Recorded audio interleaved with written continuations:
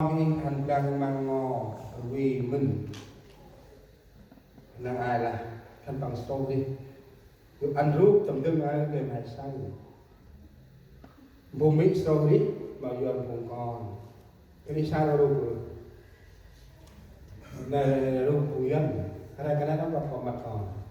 xong mau cái này lại còn chút chi đó là cố gắng sống cho con mình chịu nắng chịu mưa con mình làm sao ôm ấp khỏi bệnh.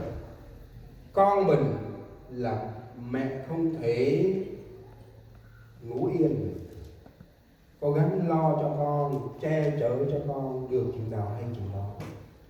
Minh mà con, Quy mà con, chỉ là anh con khi nào minh ai tu con chăm mất thời ngày kia đông hèn ti con hay là họ tay họ quẳng là hai hầu là hầu tây thành bằng ta thành bằng vua giờ nó còn này mồ rồng tắt chỉ đu mà nó là cái đấy khách này khách có ăn thường đấy nữa ông buông chơi cả ngao đó rồi có ăn thường đấy cả khách am khách cười chứ ti đâu mà đi mỏ là cái đấy là cái khách này ta thè bao là quay mà biết ngân bằng gì nhưng mặt hay tật tay thật quá khách là làm gì làm hai tay kia mà thi nói là một là mình là ai một cái trăm giờ ăn là phần hai đi phần âm khách kiểu là hè kia mà lại ngắn ai là con thì âm quăng của ta mô và ăn được hay ăn được ra lại tay mà mấy thì là cái đi ra mắt lại làm con mắt ăn chim đi là từ đâu nên nào đi sâu bù mình tâm thương đồng rồi mày giờ cùng con hy sinh vì con hai bữa nào kia nó đi mắc con nó mà tôi ra cái này rồi thì ai mắc con cái này nó mà hành chi ra tôi châu lo vùng mỹ tất ra thì cầm thơ luôn ra một ngày anh con hay là rút con hay là đâm con hay là cái ôi cái sai nói đấy hay nó cũng em tại chơi gil mà treo của nó là đã hoa gil vì ma là vứt vứt ra thành tên sinh ở đây làm chơi cũng đó gil là rút bạc hè một cái gil mà mẹ còn chăng một cái đi hình hè hay là bằng chú hay nữa mình em đã ngọt em nay chỉ nào đi xiên cùng mít tình lệ tức tam nâng nông phụ nữ đó có mỏ xem o xem con chìm tay chìm quẳng tắt tay quăng khăn bằng cái con này hôm nay yêu anh mi mà cái con này yêu từ ly ra mà cái con này yêu từ tre từ ly mà mỹ đang ai hành ta con tìm đi mà xích mà chơi mong what you want to eat là phụ nào là có ít trà số riêng xin tấu số riêng okay mom I go back for you how you mom think that is very happy là xích ta là chơi ở đây mà mấy chân rác á toàn train mấy chân rác toàn điều xa mấy chân rác everything mấy thì mình làm can đó đi hay sai nào đi xin mong ai chị này con hay mà bự trách nhân này hay là bằng hay vô hay bị trao mà từ là dân cho kho lo mà còn một lò vô rồi đâu là cái trao ông hưng chỉ có gì là ô qua là ta ô ta mà ở kia đâu mà phải là ta hành con chút á okay I know try to take away, take outside. Tomorrow they come pick up. Okay, I know. Can you do my boo? Nothing. Là tại anh không chụp. Okay, I know là một sao ở. Okay then, I'll stay live right there. I go now. Răm đắp đắp. Rồi còn nói tại chuyện ta. Cái đi thương còn mà là hạt này xả làm từ kia mỗi cái đi con từ ngôi họ cái ăn kia đông thu lạc rồi cái này mà còn hả cái đó là tắt ra bàn bằng ấy là cái chơi là còn nào đây mà còn hả mình tâm một đây là mô yết nào tắt ra bài còn bắt đầu bằng mô trả lại bài phần là phu cha con phu này chưa chơi gặp nhau lắm cái con thế nào thì ta bằng không chồng mà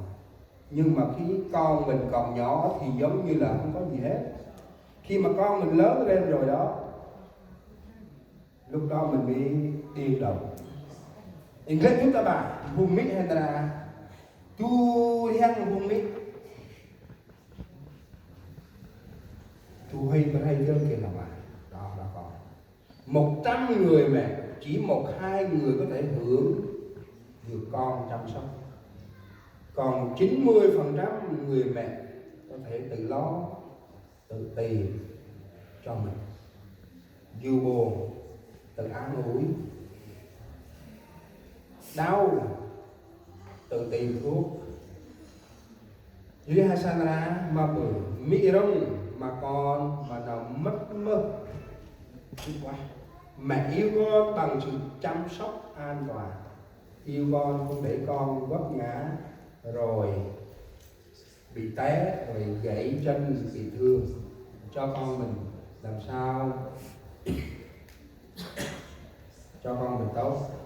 Tâm thức anh ông kể sinh đi nào cứ bị chắc anh này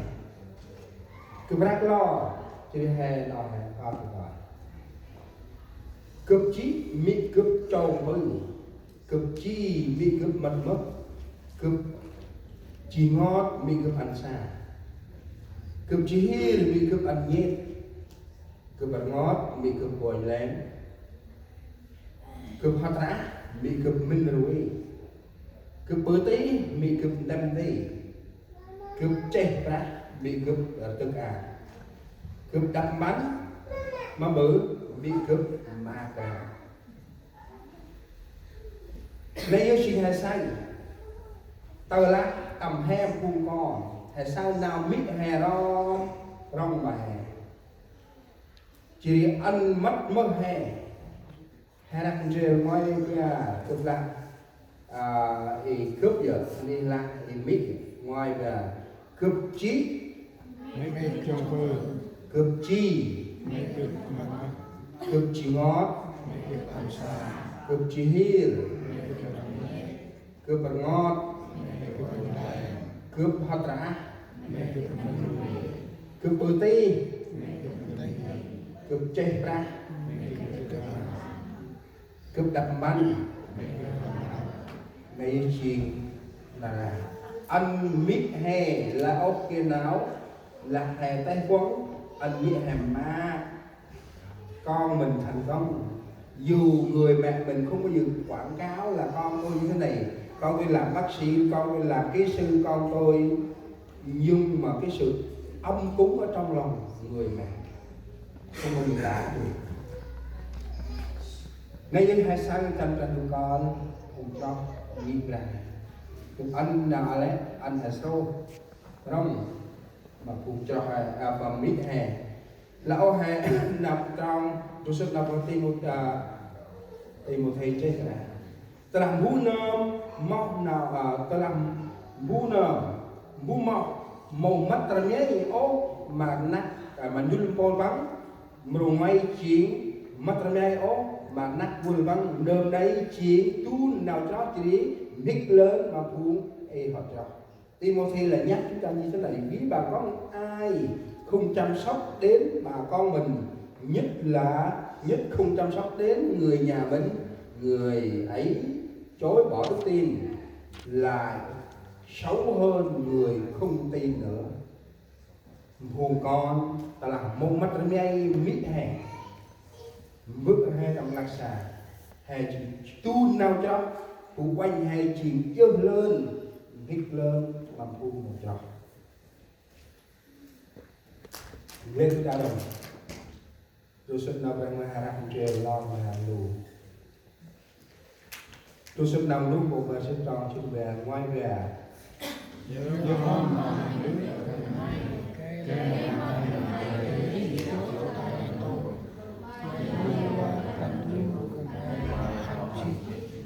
anh mặc lành ra. Sách xuất Ai-Cập quý đoạn 20 câu 12: hãy hiểu kính cha mẹ ngươi hầu cho ngươi được sống lâu trên đất mà yêu qua Đức Chúa Trời người ban cho. Người Việt thường nói chữ hiểu kính cha mẹ là đứng đầu hết. Mùi chiều mùi dư khó mà biết bước thật may. Nào nay chiều nào thay ra ông nuôi ông đồ anh lẽ rồi cùng con anh thầy cái dược mà biết hết tôi khẩn băng ông mẹ đi hè là ông lôi khẩn băng ý kiến nào mà hôm kia nặng đi thì đi là chiên càng kia bộ kia hào cứ quay là bò ruột mà mỹ cướp ảo ram mồm kia không ruột mà mỹ cướp che cái quái mồm kia không cho ao mỹ cướp in cho tôi quái cho đưa xa mỹ cướp tút cá kia tôi hay hành can hành học lôi học chỉ hành tây lôi chỉ hành học kỹ sư rồi đi làm có tiền. Đầu tiên nhất người con đó có tiền, thứ nhất là cho Chúa và thứ hai là cho mình. Ta tầng mấy bằng anh chỉ được một anh mà đu lo thì anh mà biết lo. Đầu tiên con đi làm đây mẹ, con sẽ cho tiền cho mẹ. Đây là đầu tiên con đi làm, con sẽ dành cho mẹ. Mẹ muốn mua cái gì mua, mẹ muốn ăn cái gì cứ ăn, mẹ xài cái gì cứ xài. Đây là con tiền đầu tiên của con, đó là con được phước. Đi ra ông nước ông đầu hè đi con hè cái là dương một trăm đô chỉ dương một mình được. Tôi coi đông hạt cảm nhận cùng cầm đó tầm nay mặc ngoài nằm xin con ra trong khó nhọc, mẹ yêu thương con biết bao. Dòng sữa ấm đã dẫn lối đời con lớn con. Bên băng hẹn bao nhọc nhằn, cả đời chưa mong con ấm êm. Rồi Chúa khuyên dạy, rồi con bước đi theo.